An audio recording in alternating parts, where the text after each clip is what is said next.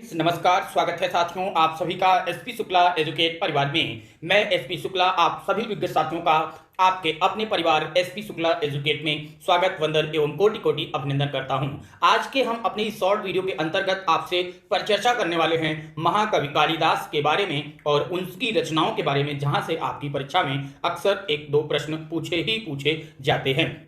कालिदास का जब बात आती है, कालिदास से एक प्रश्न यही पूछ लिया जाता है कि कालिदास से भी पूर्ववर्ती कौन कवि थे, तो या नाटककार कौन थे, तो वहां पर महाकवि भास का नाम आता है। जैसा कि आप अगर इस बात को जानना चाहें कि कालिदास ने ये कहां पर माना है कि उनसे भी पूर्ववर्ती कोई था, तो नाटककार के रूप में उन्होंने मालविकाग्निमित्रम में ये वर्णन किया है कि कालिदास से भी पूर्ववर्ती कवियों में यानी नाटककारों की जब बात आती है तो भास का नाम आता है। भास के बारे में, भास की 13 रचनाओं के बारे में मैंने बहुत डिटेल में आप लोगों से चर्चा पहले ही कर दिया है। अब देखो कैसे कैसे प्रश्न आते हैं कालिदास से। तो पहला प्रश्न तो यही आता है इनके समय को लेकर के कि कालिदास का समय क्या माना जाता है। तो आपको बताना चाहूंगा साथियों, इनका जो समय माना जाता है वह ईसा पूर्व प्रथम शताब्दी मानी जाती है। ईसा पूर्व प्रथम शताब्दी का समय जो है वह कालिदास का समय माना जाता है। और जो सबसे ज्यादा प्रसिद्धि का कारण है, जिसके कारण यहां से प्रश्न आपकी परीक्षाओं में पूछे जाते हैं, अगर वहां पर हम आपसे बातें करें तो इनकी पत्नी का नाम बहुत ही, जैसे आपने देखा होगा कि जब हम संस्कृत साहित्य की बात करते हैं, चाहे कालिदास की बात कर लीजिए, हिंदी साहित्य की बात करते हैं, तुलसीदास की बात कर लीजिए, तो तुलसीदास को उनकी पत्नी ने जो है दुत्कारा, तो उनको देखा कितना बड़ा कितना विशाल ग्रंथ उन्होंने लिख दिया। ठीक उसी तरीके से कालिदास की भी पत्नी का भी बहुत बड़ा रोल आता है इनके इतने बड़े कालिदास का महाकवि बन जाने के पीछे। तो देखिए पत्नी का नाम इनके है विद्योत्तमा, पत्नी का नाम विद्योत्तमा था। और इनके ससुर का नाम भी कभी कभार पूछा जाता है। इनके ससुर का नाम शारदानंद, ससुर इनके हैं शारदानंद जी, इनके ससुर हैं। और मित्र की जब बात आती है तो मित्र में इनके लंका के राजा कुमारदास इनके मित्र में सूची में आता है। और इनके जन्म स्थान की जब बात आती है, जन्म स्थान, कालिदास का जन्म स्थान जो है वह उज्जैनी में माना जाता है। आश्रयदाता किनके थे? आश्रयदाता की जब बात आती है तो नाम आता है चंद्रगुप्त विक्रमादित्य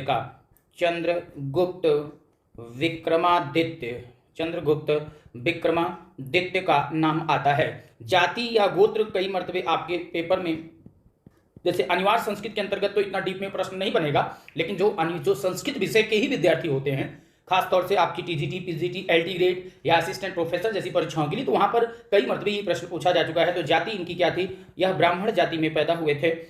तो यहां से प्रश्न आपका आता है। उपासक किनके उपासक थे? उपासक की जब बात आती है तो ये शैव थे, इसीलिए शिव के उपासक माने जाते हैं। इनका जो प्रिय छंद है, कई मर्तबे पूछा हुआ प्रश्न, इनका प्रिय छंद कौन सा है? तो उपजाति या अनुष्टुप छंद इनका प्रिय छंद जब पूछा जाए तो बताएंगे आप। और प्रिय अलंकार की बात करेगा, प्रिय अलंकार, अभी एक बात मैं लिखने वाला हूं, उपमा कालिदास से भारवे अर्थ गौरवम दंडिना पदलालित्यम माघे संति त्रयोगुणा। आपने बात पढ़ा होगा, कई मर्तबे पढ़ा होगा कि कालिदास की जो तुलना की जाती है वह उपमा के लिए की जाती है। तो इनका प्रिय अलंकार अगर आपसे पूछा जाए कि प्रिय अलंकार कौन सा है, तो इनका प्रिय अलंकार उपमा ही इनका प्रिय अलंकार है। और कालिदास का प्रिय रस पूछा जाता है, प्रिय रस कौन सा है? तो प्रिय रस में श्रृंगार रस का नाम आता है।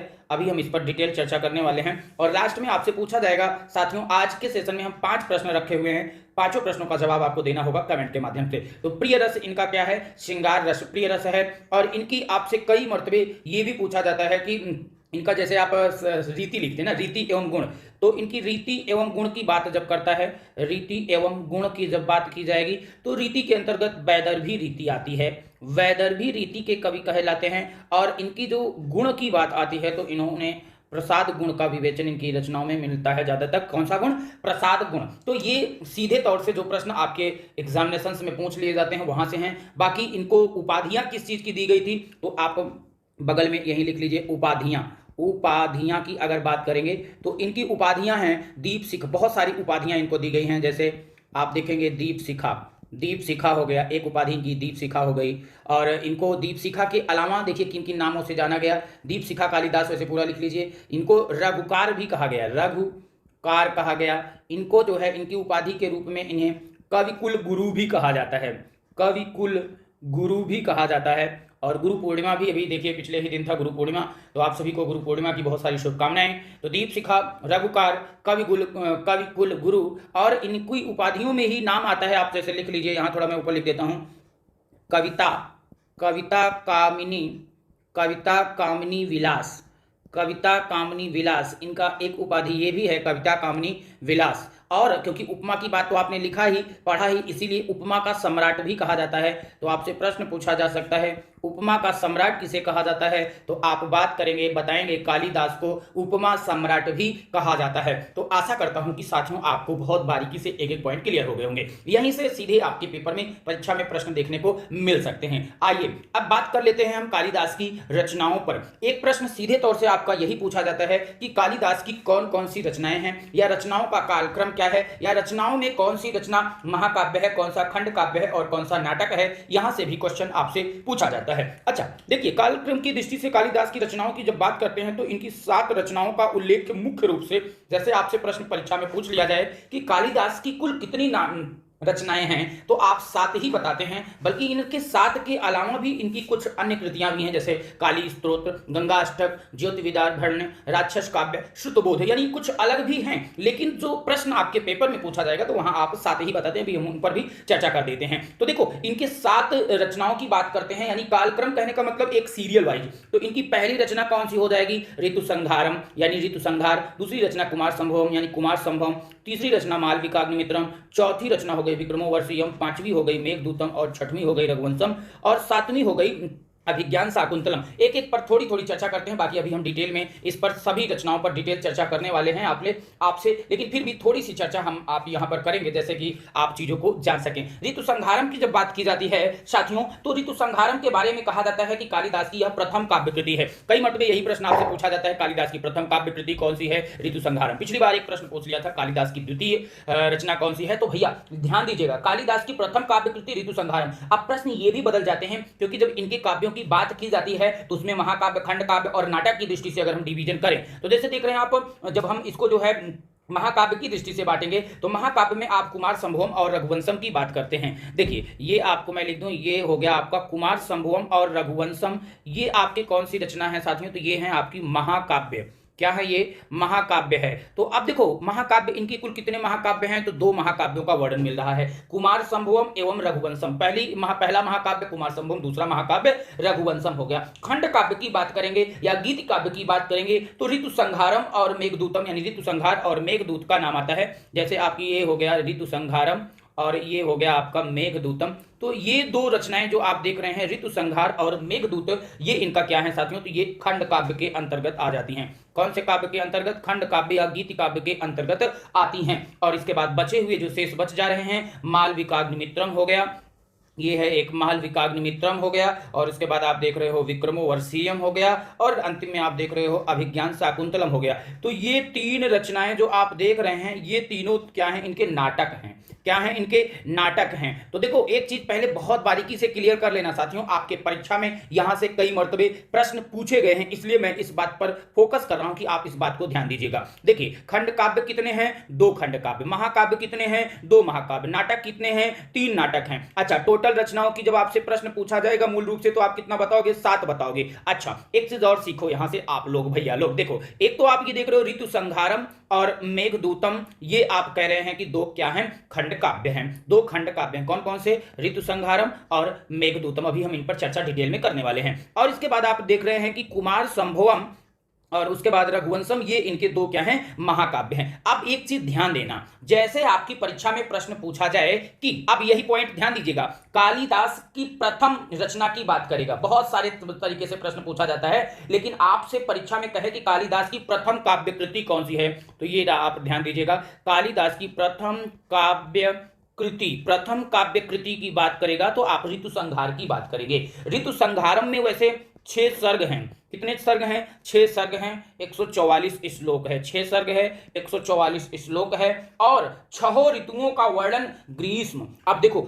जो वर्णन मिलता है इसमें, जो वर्णन है, आपसे पूछा जाता है कि कौन से ऋतु के बाद कौन से ऋतु का वर्णन है साथियों। यहां से भी पेपर में आपके प्रश्न पूछा हुआ था, पिछली बार टीजीटी पीजीटी हिंदी विषय में प्रश्न ऐसा पूछ लिया था। तो देखो, पहले आता है ग्रीष्म ऋतु, ग्रीष्म के बाद वर्षा ऋतु, वर्षा के बाद आता है शरद ऋतु, वर्षा के बाद हो गया शरद ऋतु, शरद के बाद आता है हेमंत, हेमंत ऋतु, और हेमंत के बाद आता है शिशिर, शिशिर, और शिशिर के बाद आपका आ जाता है बसंत ऋतु। तो देखो यहाँ पर जब ऋतुओं की बात आती है तो 6 ऋतु क्रमशः कौन कौन से हैं? ग्रीष्म ऋतु, वर्षा ऋतु, शरद ऋतु, हेमंत ऋतु, शिशिर ऋतु, और उसके बाद आता है आपका बसंत ऋतु। तो 6 ऋतुओं का वर्णन होता है। जो सबसे बड़ा प्रश्न निकल के आता है, संस्कृत साहित्य, चाहे जितने संस्कृत साहित्य पढ़ोगे, केवल यही एक ग्रंथ ऐसा है जिसमें 6 ऋतुओं का पूरे विवरण के साथ वर्णन मिलता है। यानी ये जो 6 ऋतुएं हैं, इनका पूरे विवरण के साथ अगर किसी कृति में वर्णन मिलता है संस्कृत साहित्य के अंतर्गत, वह ऋतु संहार में ही मिलता है, जो कि आप देख रहे हैं यह कालिदास की प्रथम काव्य कृति है। अब देखिए इसमें कहा जाता है कि किसका वर्णन मिलता है साथियों, तो कवि की प्रथम काव्य कृति होने पर भी ऋतु संहार में कुछ मनोरम पद्य, रमणीय कल्पनाएं और सुंदर पद सैया भी देखने को मिलता है। अच्छा, एक प्रश्न ये हो गया। दूसरा प्रश्न आप देखिए साथियों, कैसा प्रश्न आपके परीक्षा में पूछा जा सकता है। आपसे आपकी परीक्षा में कहा जाए कि कालिदास का प्रथम नाटक कौन सा है, तब आप क्या बताएंगे? देखो बहुत आराम से जानिएगा, कालिदास का प्रथम नाटक की बात करेगा तब आपका प्रश्न बदल जाएगा, आप मालविकाग्निमित्रम बताएंगे।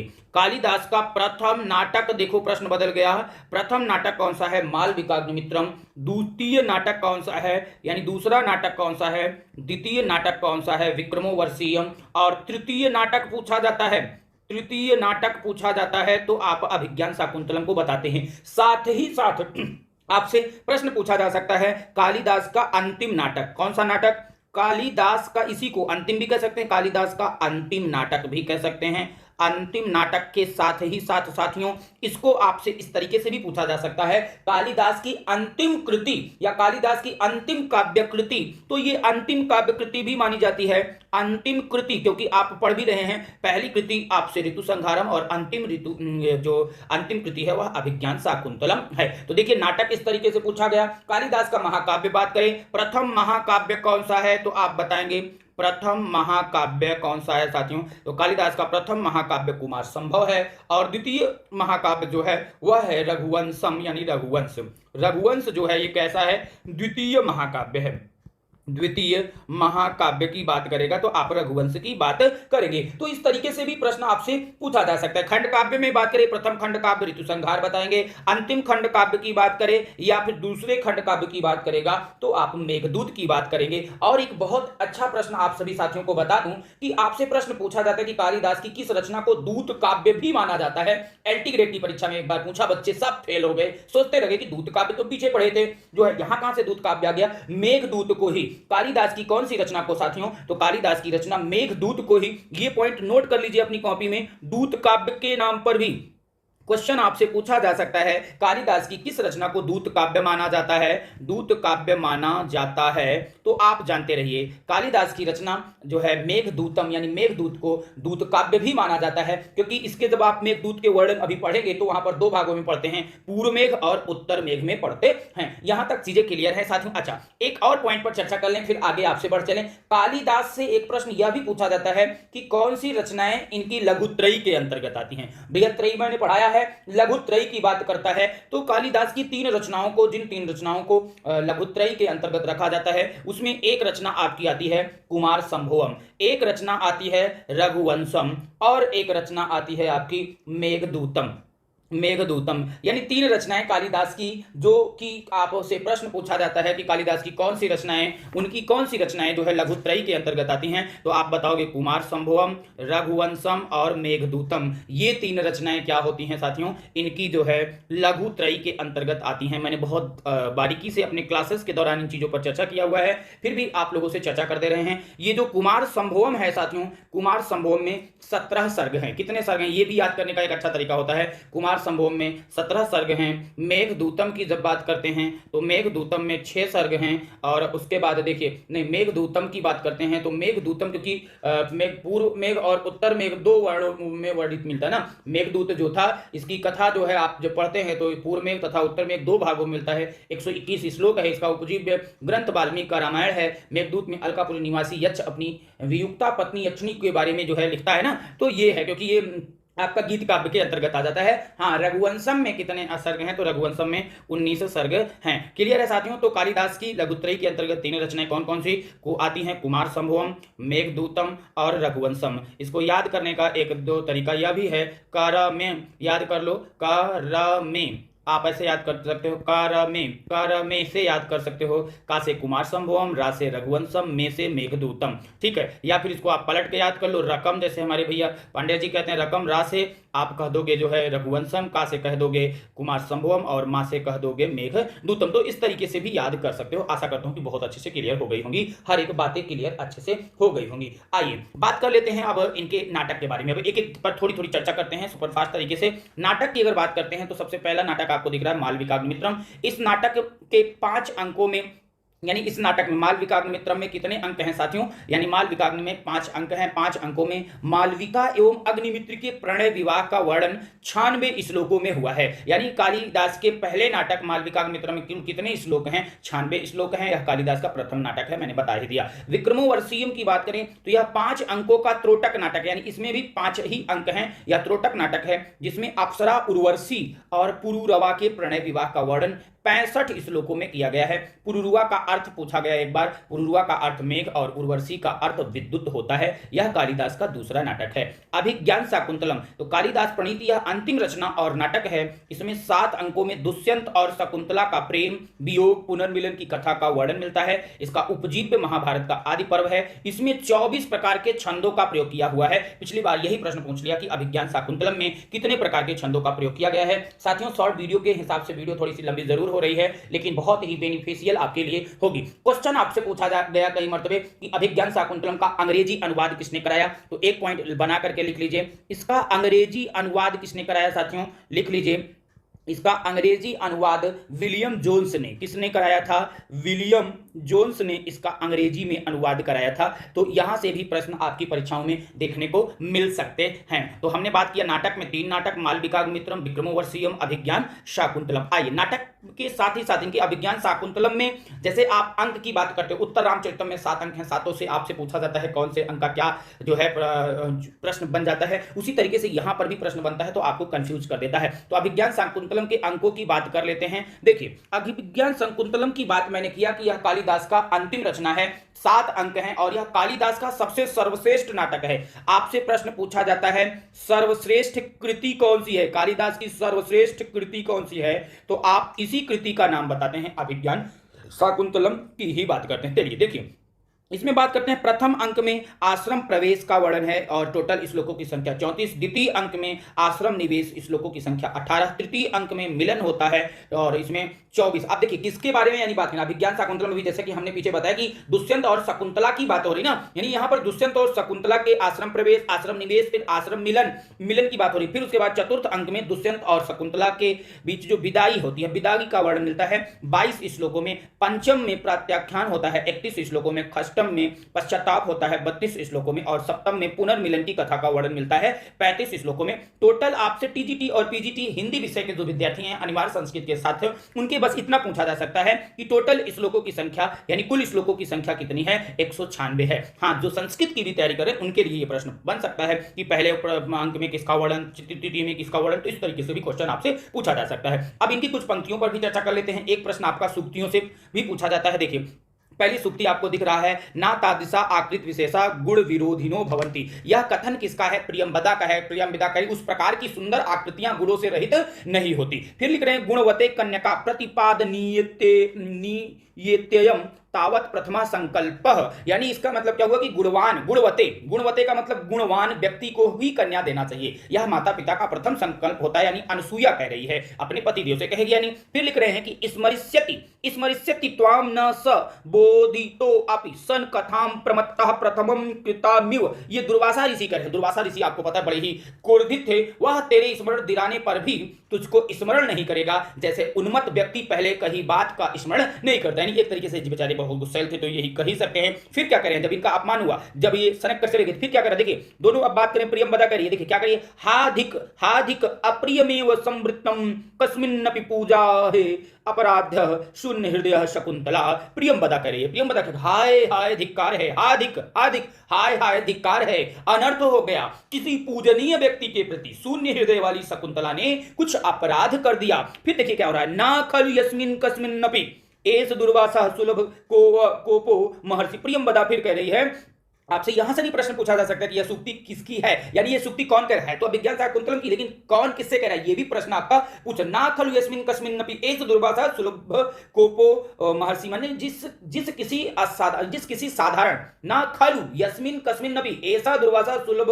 कोपो महर्षि, यानी जिस किसी साधारण व्यक्ति के प्रति नहीं, ये तो शीघ्र कुपित हो जाने वाले महर्षि दुर्वासा हैं। प्रियंवदा करें, फिर क्या करें हैं, प्रियंवदे द्वयोरेव नौमुख एव वृत्तांत स्तटतु। अनसुया करें, अनसुया क्या करें, देखिए प्रियंवदे यानी प्रियंवदा, यह समाचार हम दोनों के मुख तक ही सीमित रहे। यानी जैसे आप देखते हो बच्चे कुछ गलती कर देते, माँ बाप ये कहते हैं देखो जो हो गया हो गया, हम आप इसको अपने तक ही सीमित रखें, क्योंकि दूसरा जानेगा तो बेइज्जती करेगा ना। फिर हो रहा चाते भर्तुर बहु मान सूचकम महादेवी शब्दम लभस्व। एक तपस्विनी, अब एक तपस्विनी क्या देगी, एक तरीके से आशीर्वाद देगी, पुत्री भर्तुर बहुर मान सूचकम, यानी पुत्री पति के बहुत सम्मान सूचक महारानी शब्द को प्राप्त हो। कहां, महादेवी शब्दम लभस्व, यानी महारानी शब्द को प्राप्त हो, एक तपस्विनी कह रही है। अच्छा, यहां से आपसे सूक्तियों से, बहुत मेन रूप से सूक्तियों से ही मतलब है, ठीक है। आगे देखिए क्या हो रहा है, आगे पूछा जा रहा है वत्से वीर प्रसविनी भव। दूसरी तपस्वी तापसी क्या कर रही है, तपस्विनी की बात करेंगे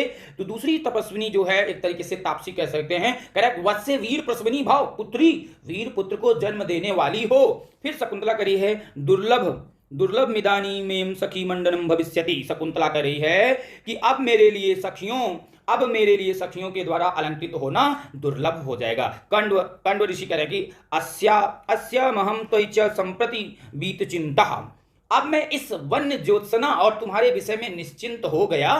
फिर दोनों सखियां क्या बतिया रही, देखिए अयम जन कस्य हस्ते समर्पितः, इन जन यानी हम दोनों को किसके हाथ में सौंप रही हो। महर्षि कर्ण कह रहे हैं कि सो अयम न पुत्र कृत कहा पदवी मृगस्ते, यानी मृग के बारे में कह रहा है कि सो अयम यानी पुत्रवत पाला गया यह मृग तेरा मार्ग नहीं छोड़ रहा है। मम विरहजा न त्वं वत्से सुचम गणिष्यसि, मम विरहजाम न त्वं वत्से सुचम गण इस्यसि, यानी मेरे विरह से उत्पन्न शोक को शीघ्र ही भूल जाओगी। ये कौन कह रहा है, महर्षि कर्ण ऋषि जी कह रहे हैं कि जो मेरे विरह से आपको शोक हुआ है वह शीघ्र भूल जाओगी।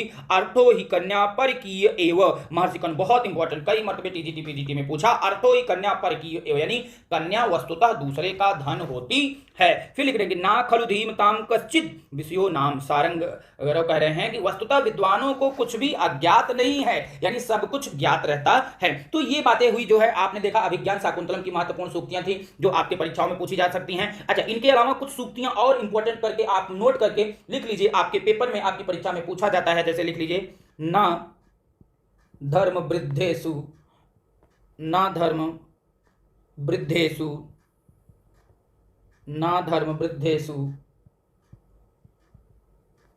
वयः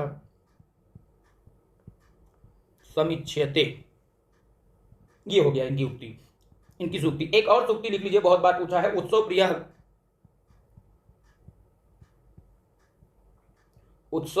खलु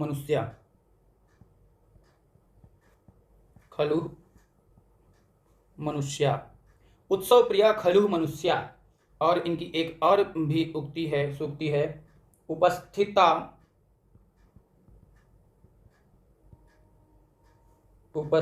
शोणित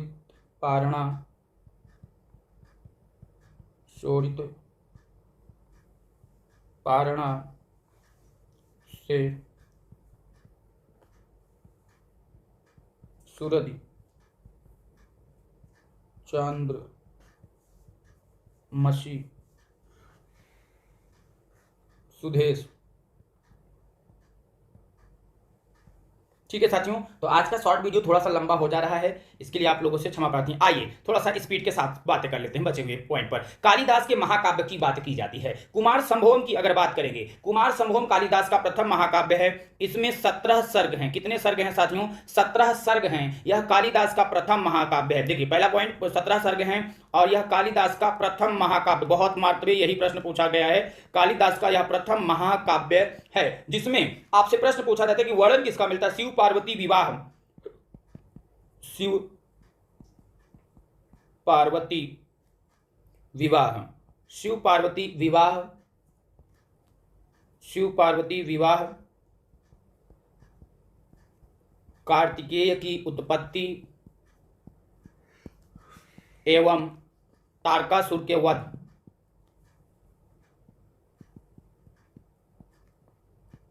तारकासुर के वध की कथा वर्णित मिलती है। तो यह है कुमार संभवम। रघुवंशम की अगर बात करेंगे साथियों, कालिदास के महाकाव्य रघुवंशम की बात करें तो रघुवंशम यह कालिदास का दूसरा महाकाव्य है जिसमें सर्ग पूछा जाता है। कितने सर्ग हैं? 19 सर्ग हैं। दूसरा महाकाव्य है, दूसरा महाकाव्य। दो महाकाव्य थे कालिदास के, पहला महाकाव्य कुमार संभवम, दूसरा है आपका रघुवंशम है। इसमें जो है मनु से लेकर के कामुक अग्निवर्ण तक 31 सूर्यवंशी राजाओं का वर्णन मिलता है। और आपसे प्रश्न में ये भी कई मर्तबे पूछा जाता है कि इसमें श्लोकों की संख्या कितनी है, तो लिख लीजिए इसमें 1569 श्लोक हैं। कितने श्लोकों हैं? 1569 श्लोक है। इसका नायक आपसे पूछा जाता है, नायक कौन है? तो इसका नायक रघु है, रघु है। राम कथा का जो वर्णन मिलता है वह 10वें से लेकर के, लिखिए 10वें से लेकर के 15वें सर्ग तक राम जी का कथा का वर्णन मिलता है। आइए बात करते हैं इसमें जो 31 राजा हैं, यहां से प्रश्न पूछा जा सकता है। मनु, वैवस्वत, दिलीप, रघु, दशरथ, राम, लव, कुश, अतिथि, निषद, नल, नभ, पुंडरीक, क्षेमधन्वा, देवनीक, अहिनग, परित्रापशील, उन्नाभ, वज्रनाभ, संखड़, व्यूसिताख, विश्वसह, हिरण्यनाथ, कौशल्य, ब्रह्मिष्ठ, पुत्र, पुष्प, ध्रुव संधि, सुदर्शन, अग्निवर्ण। आप पहला प्रश्न यही पूछते हैं कि इसमें किसका किसका वर्णन मिलता है। यहां से आपसे कई बार ये प्रश्न पूछा जा चुका है साथियों कि रघुवंशम जब महाकाव्य की बात की जाती है तो इसमें टोटल कितने राजाओं की बात की जाती है? तो 31 राजाओं की बात की जाती है। 31 राजाओं के जीवन का वर्णन मिलता है साथियों। और कहां से कहां तक, इसके अलावा जैसे कि आप देख रहे हैं, इनके अलावा इंदुमती, सीता, कुदुमवती, बहुत सारी रानियों का भी वर्णन इसी के अंतर्गत आप देखने को मिलता है। तो आपसे पूछेगा, रघुवंशम एक जो कि चरित्र महाकाव्य है, 19 सर्गों में विभक्त है। मनु से लेकर के सूर्यवंशी, दिलीप, रघु, अज, दशरथ, राम आदि सहित कुल 31 राजाओं का वर्णन मिलता है। क्लियर है साथियों? तो आइए रघुवंशम हो गया। रघुवंशम के बाद अब हम इनके जो है बात कर लेते हैं गीति काव्य पर। गीति काव्य के अंतर्गत आता है ऋतु संहार। ऋतु संहार की अगर बात करें तो अभी पीछे मैंने बता ही दिया था 6 सर्ग हैं। ऋतु संहार में 6 सर्ग हैं और श्लोकों की संख्या में लेकर के विद्वानों में बड़ा मतभेद है। अब आप बच्चे कैसे जानेंगे कि कितना श्लोक है? देखिए श्लोकों की जब बात आती है तो 144 श्लोकों का भी वर्णन मिलता है।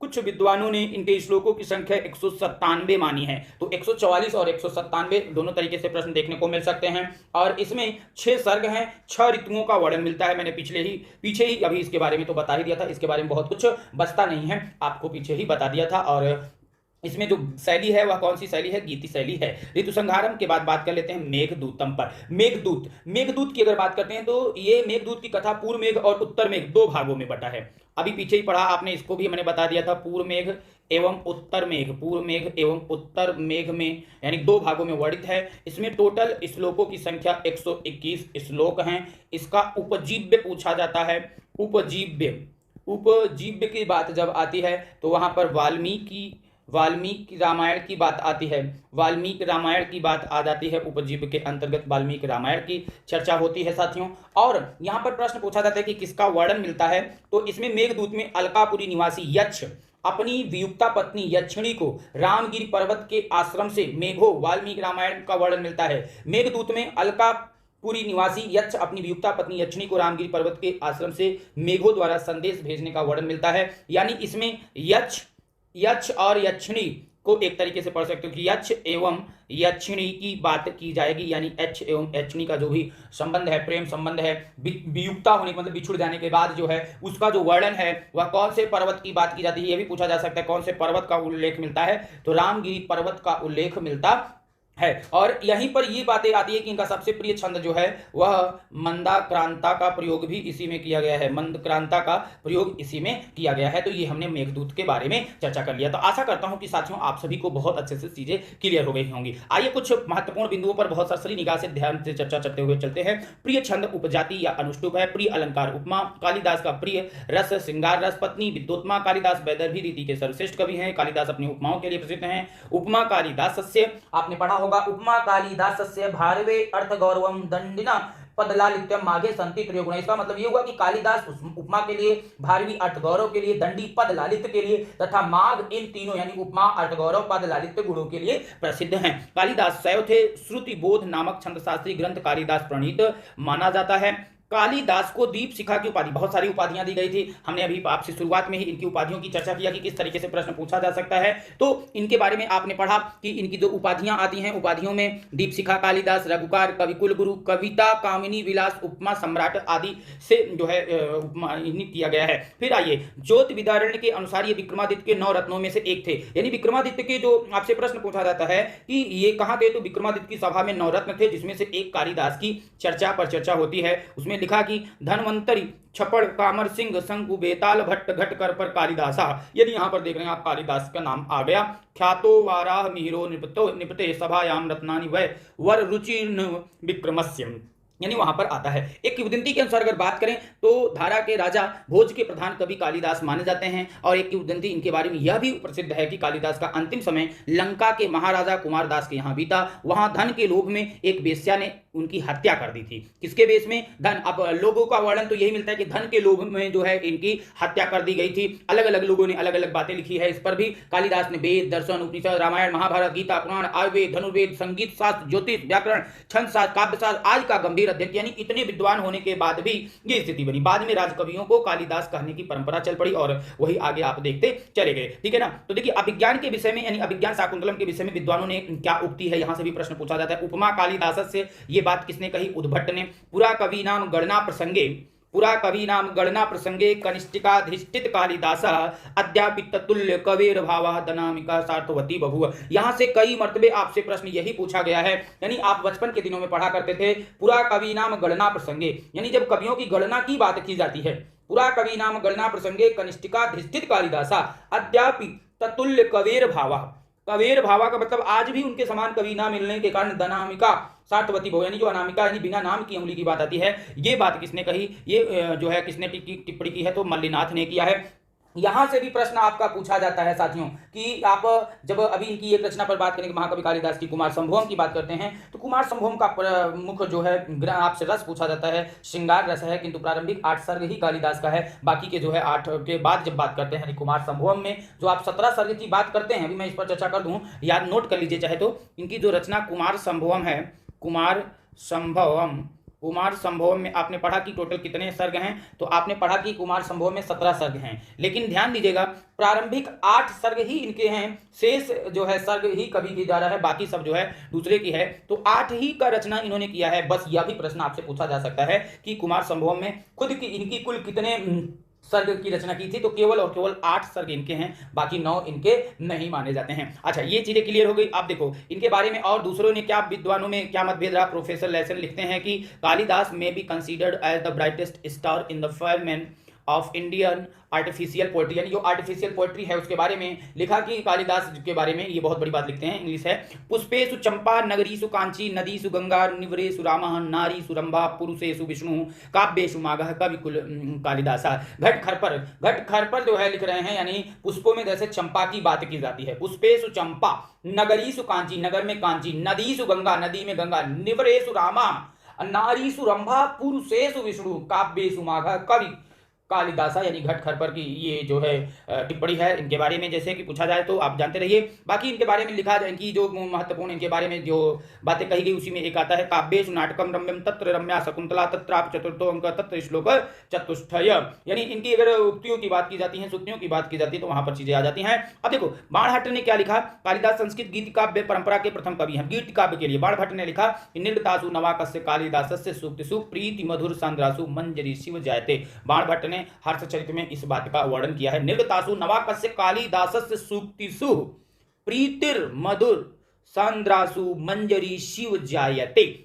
तो ठीक है साथियों, तो आज हमने बहुत सारी बातों पर चर्चा कर दिया। कालिदास के लघुत्रयी पर आपसे पहले ही मैंने चर्चा कर दिया था कि इनकी 3 रचनाओं को आप रा का म याद कर लीजिए या का रा म याद कर लीजिए, जैसे आपको याद करना हो याद कर सकते हैं। चलिए, प्रश्न आपका आपके स्क्रीन पर है, जिसका जवाब आप सभी बच्चों को देना है कमेंट के माध्यम से। सूची 1 तथा सूची 2 को सुमेलित करना है। यहाँ पर सूची 1 दिया हुआ है, सूची 2 दिया है, ये आपका दिख रहा है। रचना दिया हुआ है, अलग अलग कवियों के अनुसार रचनाएं हैं, जिनको आपको बताना है कमेंट के माध्यम से कि किस रचना में कौन जो है लिखा है। अच्छा, कालिदास की एक कृति कुमार संभोम की बात कर दिए तो आपसे कुमार संभोम में एक प्रश्न यह पूछा जाता है कि कालिदास की महाकाव्य कुमार संभोम पर टीका किसने लिखी? तो 8 सर्गों पर संजीवनी टीका मल्लिनाथ ने लिखी है। साथियों, मल्लिनाथ संस्कृत के सुप्रसिद्ध टीकाकार हैं। इनका पूरा नाम कोलाचल मल्लिनाथ भी है, जिसे उन्हें पेड़ु भट्ट भी कहा जाता है। तो कालिदास की जो है कुमार संभोम के बारे में एक बातें आप जानते रहिएगा, ठीक है ना। आइए, इसमें देखिए, कालिदास 10 कुमार चरितम, माघ, अभिज्ञान संगम, भवभूति, शिशुपाल वधम, दंडी, उत्तर रामचरितम। तो इसका जवाब आपको देना है कमेंट के माध्यम से। क्वेश्चन आपकी स्क्रीन पर है। दूसरा क्वेश्चन आपकी स्क्रीन पर है, कालिदास के नाटकों में स्त्रियों तथा निम्न श्रेणी के पात्र किस भाषा में बोला करते थे? मैंने थोड़ा सा इस पर शुरुआत में चर्चा नहीं किया, अब आपको इस पर खुद ही बताना है, क्योंकि शुरू में मैंने चर्चा नहीं किया। अगर अब मैं चर्चा करूंगा तो उत्तर आप खुद ही बता देंगे। मैंने वैसे अपने वीडियो के अंतर्गत पढ़ाते समय अपने बैच में मैंने बहुत डिटेल में इस पर चर्चा किया हुआ है, तो आपको कमेंट के माध्यम से बताना है। ये है आपका अर्थों कन्या पर कि एवं किसने कहा, किसने कहा, यानी आप यहाँ पर तो बात ही कर रहे हैं विज्ञान शकुंतलम, लेकिन किसने कहा है ये बात है। दुष्यंत ने, गौतमी ने, सारंग राव ने या कंडव ऋषि ने, ये आपको बताना है। और चौथा प्रश्न है, दुष्यंत और शकुंतला का विवाह था, कैसा विवाह माना जाता है? यह विवाह गांधर्व विवाह, प्रजापति विवाह, ब्रह्म विवाह या दैव विवाह? इसको भी आप कमेंट के माध्यम से बताइएगा। अंतिम प्रश्न है, विज्ञान शकुंतलम का अंग्रेजी अनुवाद किसने किया? गेटे ने, विलियम जोन्स ने, मैक्स मूलर ने या शेक्सपियर ने? कैसा रहा आज का सेशन जरूर बताइएगा कमेंट के माध्यम से। एसपी शुक्ला एजुकेट संस्थान की तरफ से आगामी परीक्षाओं की GT, PGT, LT grade, UGC, net, JRF, assistant professor के लिए हमारे बैच ऑलरेडी चल रहे हैं। जो भी इच्छुक विद्यार्थी हों, आप संस्थान का नंबर 9415 पर व्हाट्सएप करके एंट्री हिंदी लिख करके, जिसके लिए भी आप जुड़ना चाहते हैं जुड़ सकते हैं। किसी प्रकार की जानकारी के लिए संस्थान के द्वारा दिए गए नंबर्स पर आप कॉल भी कर सकते हैं। ओके साथियों, आपको वीडियो अच्छी लगी तो वीडियो को लाइक करें, शेयर करें, साथ ही साथ अपने दोस्तों को भी बताएं और कमेंट करके जरूर बताइएगा। आप एसपी शुक्ला एजुकेट का टेलीग्राम चैनल ज्वाइन करें, जहां से आपको क्लासेस का नोटिफिकेशन पीडीएफ मिल जाएगा। फेसबुक पेज पर आप हमें फॉलो कर सकते हैं, आप हमें फेसबुक पर भी फॉलो कर सकते हैं, इंस्टाग्राम पर भी फॉलो कर सकते हैं, और चैनल को सब्सक्राइब नहीं किया तो सब्सक्राइब करें। व्हाट्सएप पर आप अपनी इंक्वायरी ले सकते हैं और किसी प्रकार की जानकारी के लिए। साथ ही साथ आप जो है ट्विटर पर भी एसपी शुक्ला एजुकेट संस्थान को फॉलो कर सकते हैं। तो इस सेशन में इतना ही। यह शॉर्ट वीडियो था, लेकिन वीडियो काफी लंबा हो गया साथियों, इसके लिए आप प्रतिक्रिया जरूर करिएगा। आज का वीडियो थोड़ा लंबा हो गया, इसके लिए मैं आप लोगों से माफी चाहता हूं, क्योंकि एक बड़ा टॉपिक था और हमारी कई सारी ऐसी छात्राओं का कहना था कि सर इसको पढ़ा दीजिए। कई बच्चों ने कमेंट किया था, आप क्या चाहते हैं, किस पर आप वीडियो चाहते हैं, आप अपना कमेंट कर सकते हैं, जिस भी पार्ट का आप शॉर्ट वीडियो चाहते हैं।